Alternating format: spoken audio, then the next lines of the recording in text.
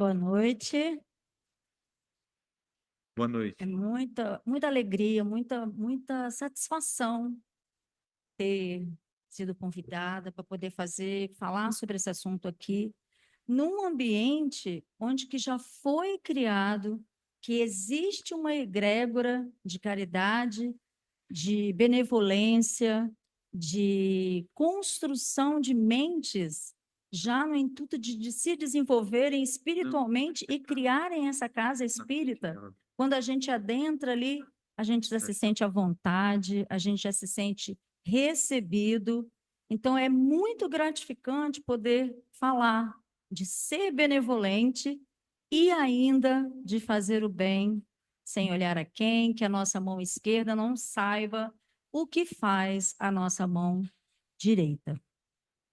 Mas antes de chegar lá no capítulo 13, no Evangelho segundo o Espiritismo, eu fui lá mais adiante, lá no capítulo 17, para fazer uma revisão do que é o homem de bem, o verdadeiro homem de bem. E lembrando de algumas palestras de Haroldo Dutra, ele fala assim: se lá está escrito verdadeiro homem de bem, é porque tem um falso. Se tem um verdadeiro espírita, é porque tem um falso. Então a gente vai lá revisando o que seria ser o homem de bem. O homem de bem é aquele que pratica, e ainda lá dentro dos ensinos de Kardec, a lei de justiça, amor e caridade. Só que a lei de justiça é uma lei só. Quando a gente fala dela, parece que a gente está falando de três leis, né? A lei de justiça, a lei de amor e a lei de caridade. Não, é uma lei só. A lei de justiça, amor e caridade. Então, a gente tem que saber que nós vamos amar sem ter que abandonar a justiça e, mesmo sendo justo, sem deixar de fazer a caridade. É um desafio para todos nós, seres humanos, e para todas as sociedades do mundo inteiro. E nós temos conseguido praticar essa lei. O mundo tem conseguido praticar a lei de justiça, amor e caridade?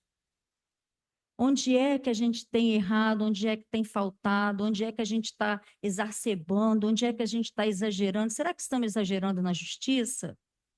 Será que estamos exagerando no amor? Será que estamos exagerando na caridade? Mas por que falar de tudo isso? Que só está pedindo para ser benevolente. Mas ao longo dos tempos, a gente foi só tentando falar de benevolência, de fazer a caridade, e algumas vezes tudo isso se transformou em dar esmolas. E muitas vezes isso se transformou em fazer esperando algo em troca. E muitas vezes na história da humanidade isso se transformou numa troca. Eu faço para você se você fizer para mim. Ou então eu faço, mas todo mundo precisa saber que eu fiz. Mas os ensinos do Espiritismo, junto com os ensinos do Mestre Jesus, que foi a encarnação da caridade, do amor e da justiça, a gente sabe que é diferente. Não sei qual a mudança ocorreu em vocês desde o primeiro contato que vocês tiveram com o primeiro livro espírita de vocês. O quanto que vocês conseguiram mudar ao longo de todos os ensinamentos, ao longo de todos os dos estudos, ao longo de todo o conselho do Instruí-vos, que vocês conseguiram mudar. Porque nós, aqui dentro da doutrina espírita, a gente sabe que a reforma íntima é aquela coisa de abastecer o avião com ele voando ainda, né? A gente não pode parar de viver para se reformar. A gente vai se reformando enquanto está vivendo. Então, a reforma íntima é essa. Vão trocar o carro do pneu e um carro andando. Então, a gente vai se transformando ao longo do tempo. E o verdadeiro homem de bem, ele quer sim praticar o bem, mas ele vai praticar o bem praticando a lei da justiça, do amor e da caridade. Eu posso ser amorosa, mas eu não posso jamais deixar de ser justa. E sendo justa, eu jamais posso aniquilar os benefícios, todas as qualidades de quem eu estou sendo justo e de quem eu vou ajudar. A gente não pode se exceder em paternalismo, a gente não pode se exceder em proteção demais em quem a gente vai ajudar. E muito menos deixar de tirar os benefícios e as qualidades daquela pessoa que está sendo ajudada. Jesus, quando ele escutava de alguém, o Senhor pode me curar. Ou então, quando ele era abordado por alguém, falava, mestre, e ele perguntava, o que você quer que eu faça? E eles falavam que eles queriam ser curados. Então, Jesus já dava a essa pessoa o benefício de receber o mérito daquela caridade que ela estava pedindo. E quantas vezes a gente é impulsionado a ser benevolente, e a gente quer ser benevolente desde o momento que a gente começa a estudar a doutrina espírita, a gente quer servir, mas a gente às vezes quer impor, olha, eu vou te ajudar, porém, eu quero que você faça assim, assim, assim. Você tem que sair dali, você não pode mais ir ali, você não pode mais falar com essa pessoa, você tem que mudar de acordo com aquilo que eu estou te falando.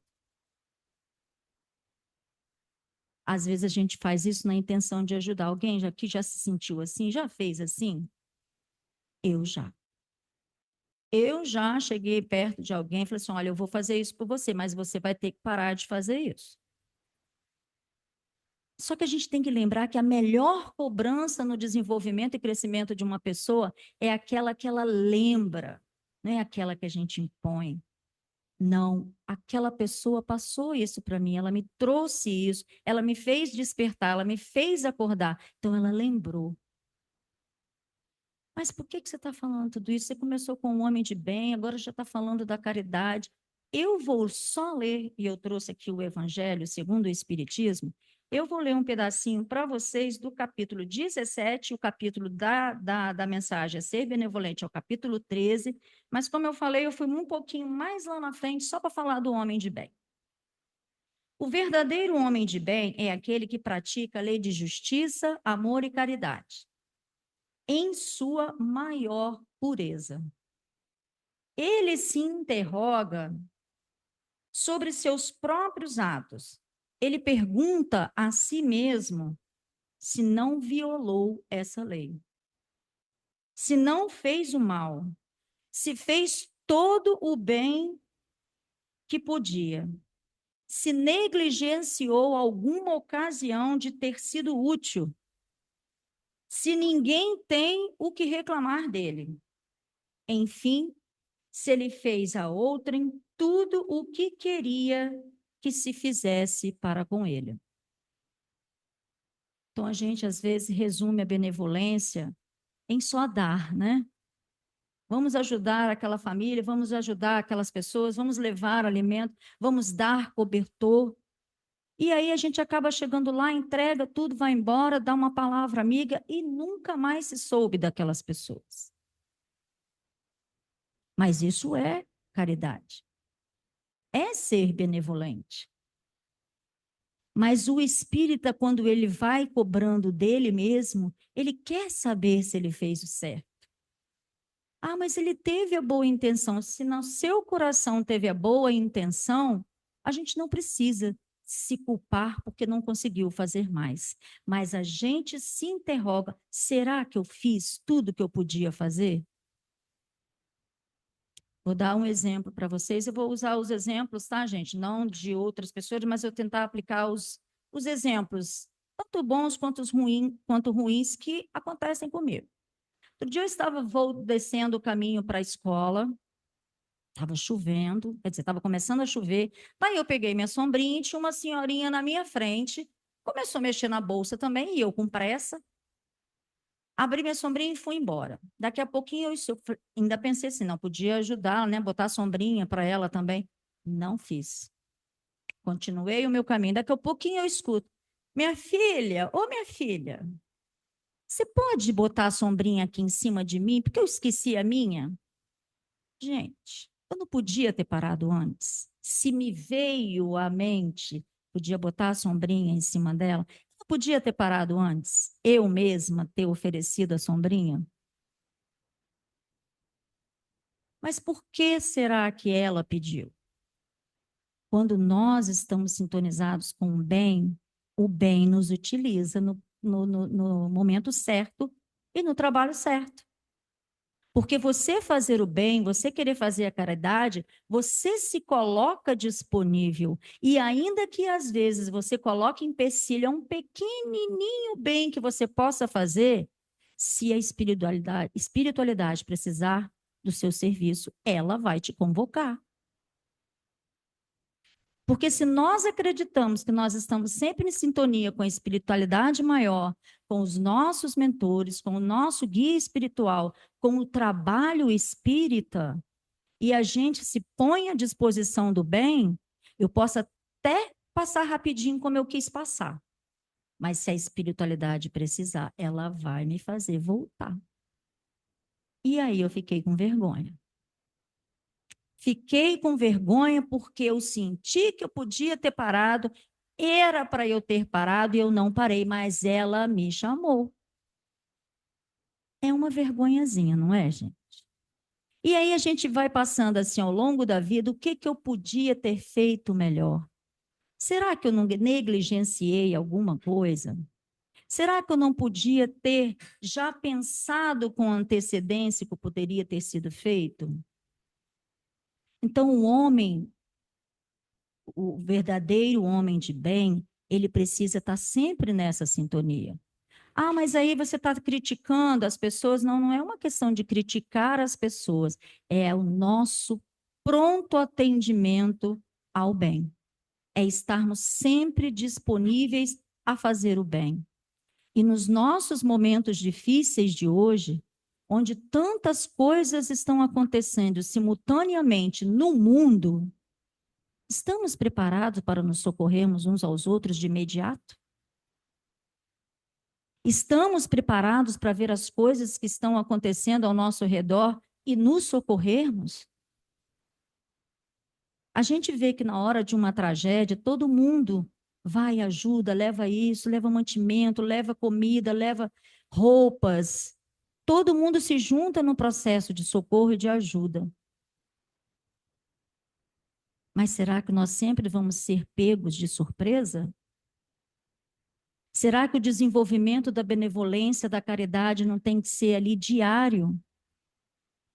Será que eu tenho sempre que pensar que ser benevolente é só no momento de dar, de ceder, não é de um olhar, de um sorriso, de uma presença, de um dizer, olha, eu estou te vendo. Eu percebi que você chegou. Eu percebi que você está aqui. Que bom que você veio. É onde a gente passar, a gente perceber que as pessoas nos olharam, elas também nos viram. E quando a gente percebe o bem, a gente quer fazer o bem, a vida vê que a gente viu. Que nem aconteceu dela me chamar e eu querendo passar batido ali, num pequeno gesto de benevolência.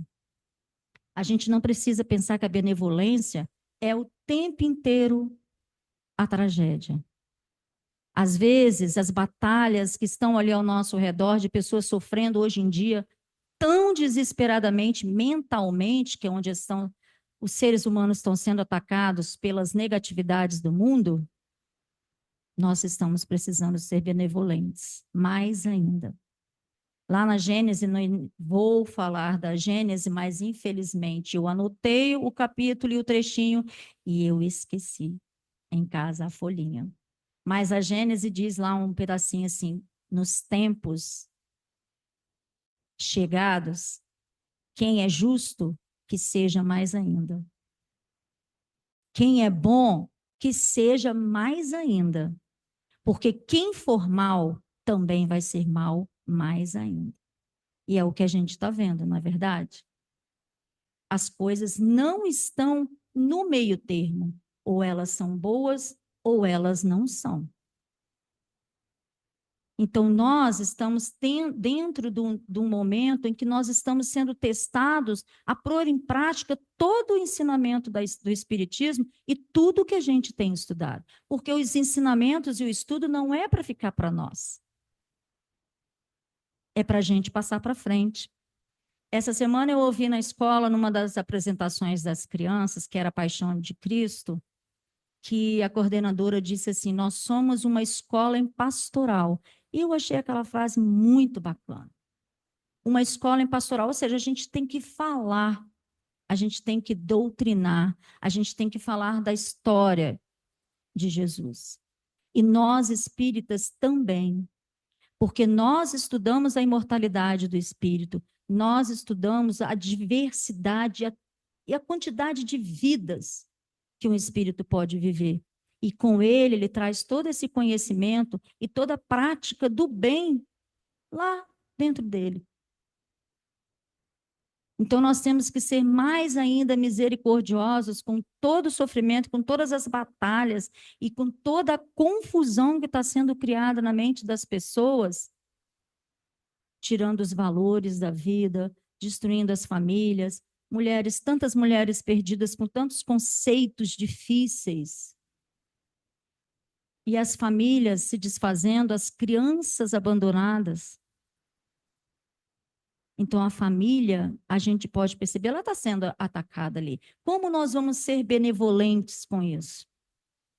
Como é que a gente vai correr atrás de socorrer tanta gente que está se tranquando dentro dos quartos, que não querem mais viver, que estão pensando... Divaldo mesmo, numa das palestras dele, ele disse que em 2025, que a espiritualidade já comunicou a ele, seria o ano de maior índice de suicídio.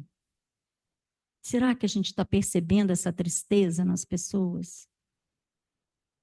Gente, na Coreia do Sul, o índice de suicídio é altíssimo, de 10 a 35 anos de idade. O Brasil não está ficando atrás.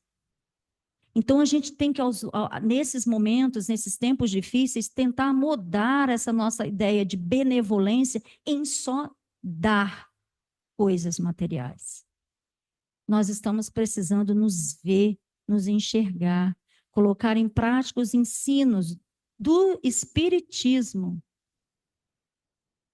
em falarmos de Jesus, em vermos o exemplo dos nossos irmãos evangélicos que falam de Jesus. Não importa se eles vão gritar, se eles vão exagerar, eles vão falar de Jesus e eles não têm vergonha disso. E nós precisamos assambarcar mais pessoas para a seara espírita, porque elas estão ficando perdidas. Ah, mas isso quer dizer que nós vamos fazer o bem só falando? A gente não faz ideia do quão perdidas as pessoas andam. Talvez elas querem sim, elas querem o almoço, elas querem aquela marmitinha que elas estão querendo ali o dia inteiro, esperando por ela. Elas querem aquele cobertor, mas talvez elas queriam mesmo era conversar um pouquinho. Talvez elas queriam mesmo era ouvir uma palavra de consolo. E a gente pode ser benevolente, sim. Talvez o nosso colega de trabalho está ali, ó, sério, dias e dias, e a gente acha que ele está só aborrecido. Talvez o nosso vô, nossa avó, está lá triste, e a gente acha porque ele está só velho e cansado. Talvez ele queira falar alguma coisa. Então, a gente vê que o ser benevolente de um verdadeiro ser do bem, ele se preocupa com todos os detalhes, porque ele precisa ser amoroso e ele precisa ser justo. Ah, mas se você for dar atenção a todos aqueles que precisam de benevolência, precisam de caridade, tem os que se aproveitam. Vou dar um exemplo também de Haroldo Dutra. Ele disse num exemplo assim, tinha uma mãe fazendo o almoço, eram 15 para meio-dia, e chegou a criança falando, mãe, eu estou com fome. Aí a mãe falou, espera, minha filha, espera que já está quase pronto. Não, mamãe, eu estou com fome, eu não vou aguentar, eu quero comer agora. E a mãe disse assim, então toma um todinho. Essa criança ia almoçar depois? Se ela encheu ali, se abasteceu de açúcar, ela ia querer comer direito depois? Não. Então ele coloca assim, a essa mãe sobrou amor, mas faltou a noção de justiça. Por quê? Porque no outro dia a criança, no mesmo horário, disse: Mamãe, eu estou com fome. E ela insistiu para que a mãe falasse de novo: Toma um todinho. Porque nós somos de hábitos, né, gente? Nós somos de hábitos. E existe uma outra história de uma pessoa que passava por um mendigo que estava ali, todo dia ele estava ali pedindo, pedindo, pedindo, pedindo. E essa pessoa não tem condições, foi lá, ajudou, tirou ele de lá, deu roupa, deu um lugar para ele ficar. E ele dormia ali naquela calçada. Deu um lugar para ele ficar, pediu para ele, queria arranjar um emprego. Passou um tempo, no outro dia ele estava lá de novo. Como assim? Eu mexi tanta coisa para tirar ele dali. Então alguém disse para ele: ele só sabe fazer isso. Então, o homem, o verdadeiro homem de bem, ele precisa entender que ele vai fazer o bem, mas ele não pode colocar na mente daquela pessoa que aquilo ali para ele é certo. E às vezes, quantos deixam de fazer o bem achando que aquilo foi ingratidão? Não, não vou mais fazer o bem porque a gente faz, a pessoa não aceita, a pessoa não melhora, a pessoa não muda. Gente, nós somos capazes de dominar qualquer pessoa, inclusive pela violência, mas regenerar, reeducar, isso é difícil. Dominar as pessoas, isso é fácil. Agora, reeducar e regenerar, trazer de volta para a luz, falar de Jesus para ela, isso é trabalho incessante. E é um trabalho para sempre, porque para a vida eterna a gente não tem aposentadoria, né? A gente se aposenta aqui. A vida eterna é para sempre. E a nossa evolução também. Então, a gente pode ser benevolente. Aqui eu vejo as postagens da educação, da evangelização das crianças. Ah, mas podia ter tantas mais crianças? Poderia, mas a gente não sabe o bem que aquelas que estão ali farão no futuro. Esse bem a gente tem que correr atrás. Essa benevolência a gente tem que praticar. E essa benevolência já começa dentro da nossa casa, onde são as primeiras pessoas que a gente tem que ver quando reencarna, a nossa família. Porque somos diferentes. Mas precisávamos nos reencontrar nessa vida. E aproveitar esse momento dessa vida olhando para o bem e nos modificarmos. Porque talvez a gente passe vidas e vidas repetindo as mesmas atitudes, tendo os mesmos padrões de comportamento e achando que é encosto e achando que é espírito que está perturbando, e, no entanto, é o nosso comportamento, é a nossa postura diante da vida. A gente pode fazer o bem conversando com as pessoas e junto a esse bem e junto a essa doutrina que a gente aprende dentro da doutrina espírita, aí a gente leva o bem material. Mas também diz a irmã Joana de Ângeles que a caridade muito medida, ela chega tardia. Existem os momentos de socorro imediato. E a gente precisa estar atento a isso também. E o espírita, ele sabe que mesmo ele passando por aquele momento difícil, toda a doutrina de Jesus é baseada na vida futura. Então a gente sabe, como dizia Chico Xavier, e ele ouvia: isso passa, isso também vai passar. Nós temos fé na vida futura. Nós espíritas precisamos aumentar mais ainda, nesses tempos difíceis, a nossa fé na vida futura. E sermos benevolentes com aqueles que não estão conseguindo reavivar a esperança deles numa vida melhor. Os tempos chegaram, é verdade, cada vez mais rápido. A gente começa um dia, daqui a pouquinho ele já acabou. Isso traz impaciência para as pessoas, isso traz nervosismo, porque nem tudo está se dando conta de fazer num dia só.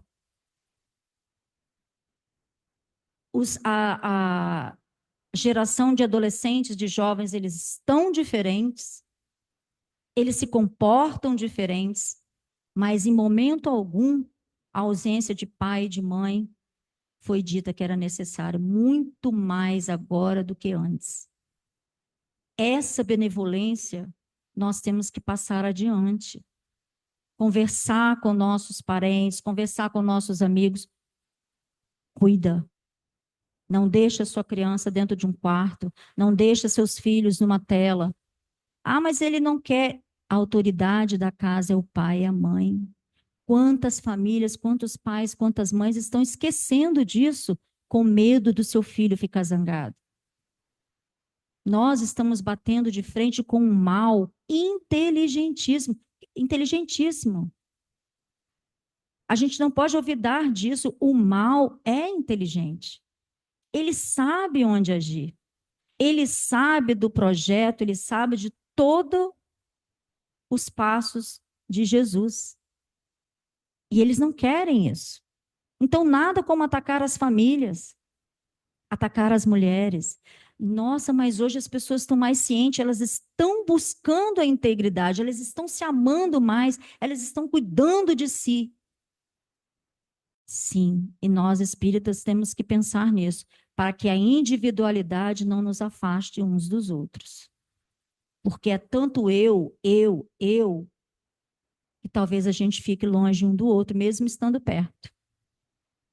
Sejamos benevolentes com todos, com o sofrimento de todos. Vamos ajudar a todos, mas vamos nos manter no lugar onde Jesus precisa de nós, que é na nossa integridade mental. E a nossa integridade mental pede ajuda para todos. Nós temos que tentar socorrer na medida do possível, materialmente, emocionalmente. E para isso a gente precisa estudar.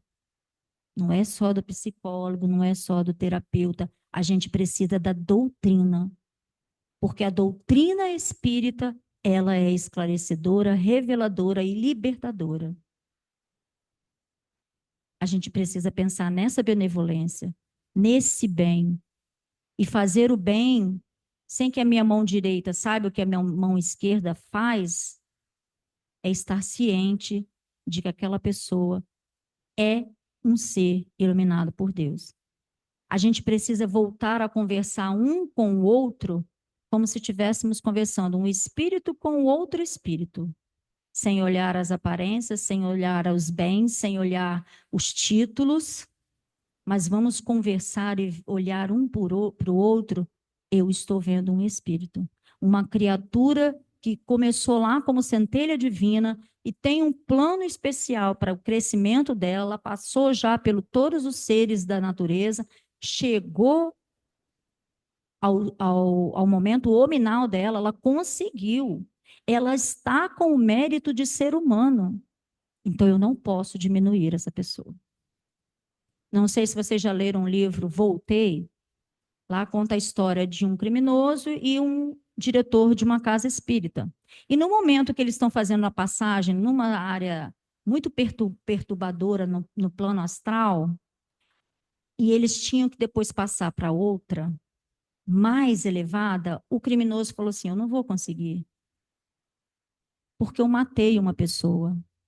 Mas os espíritos que estavam levando os dois para lá, ele falou assim: não se preocupe, só que se concentre. Ele conseguiu passar. E o diretor da casa espírita não conseguiu. Então, não vamos julgar, porque a gente não sabe em que nível de evolução cada um está. E talvez aquele diretor, talvez não, talvez escrito no livro, o diretor da casa espírita, ele achava que ele já sabia tudo, que ele tinha estudado tudo, que ele já tinha lido todos os livros, mas faltou um pouquinho mais de caridade e benevolência. Allan Kardec diz: fora da caridade não tem salvação.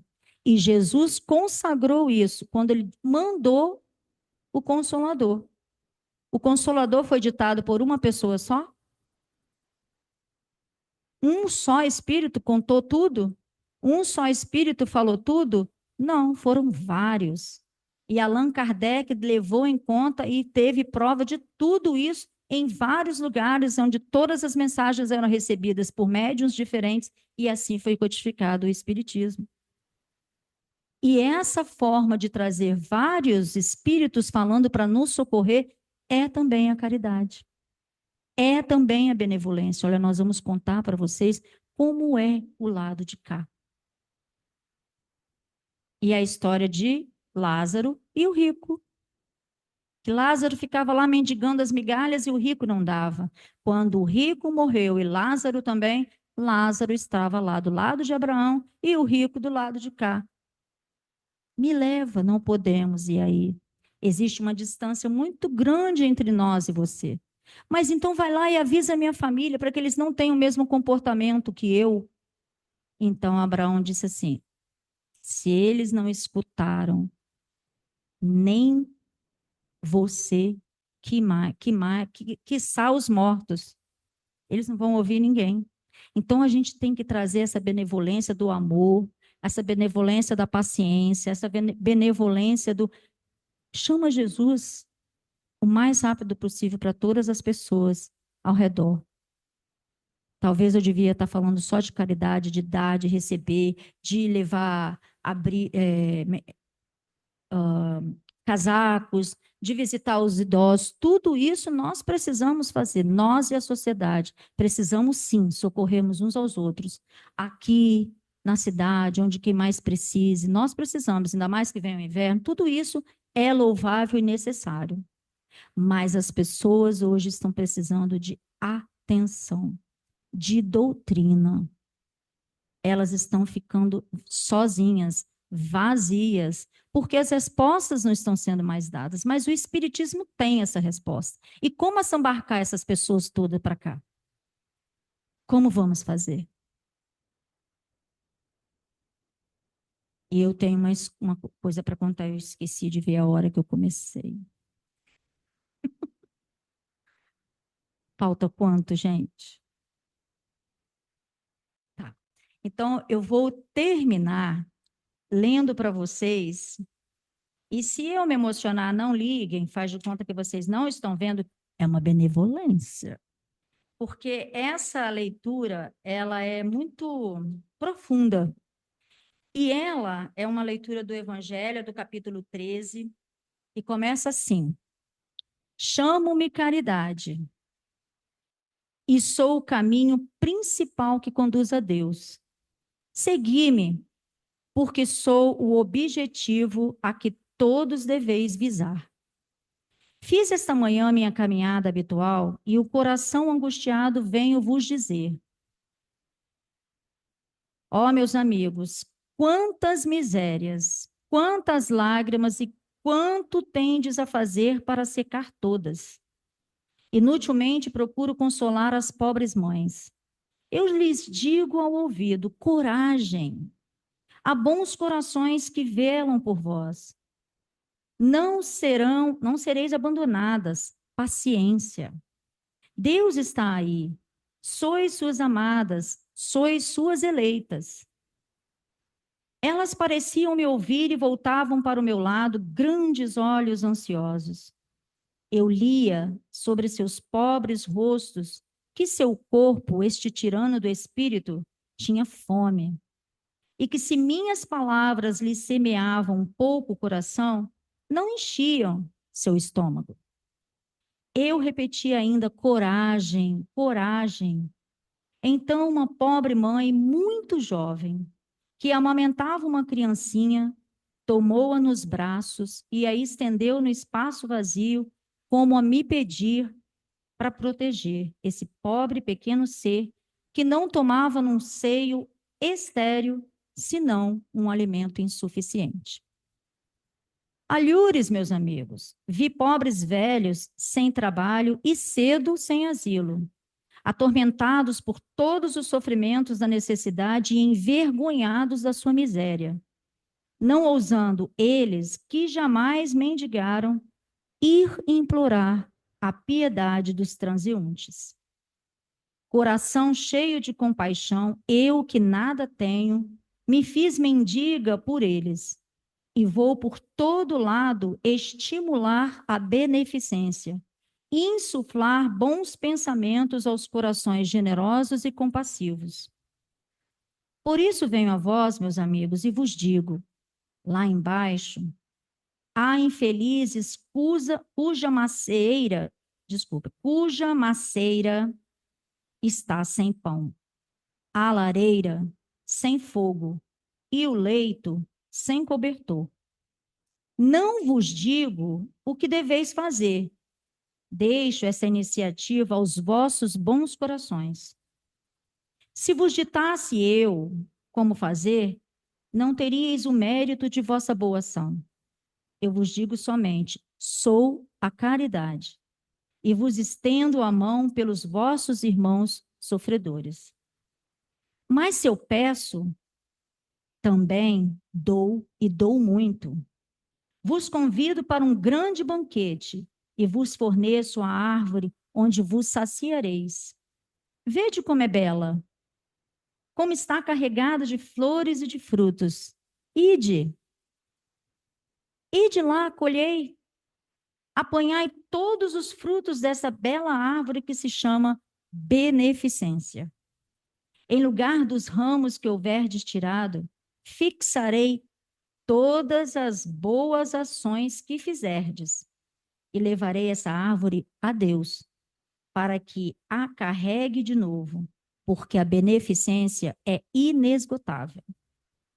Segui-me, pois, meus amigos, a fim de que vos conte entre os que se alistam sob a minha bandeira. Sede sem medo, eu vos conduzirei no caminho da salvação, porque eu sou a caridade. Caritas, martirizada em Roma, Lyon, 1861. As palavras do Evangelho são palavras de vida eterna, né? A gente lê lá de 1861, é como se elas estivessem presentes aqui. Eu sei que todo mundo tem um coração benevolente, porque se estamos aqui hoje, é porque somos melhores do que 100 anos atrás, né? E já acolhemos a doutrina espírita. Que a gente possa fazer o bem sem olhar a quem e cada vez mais. Obrigada.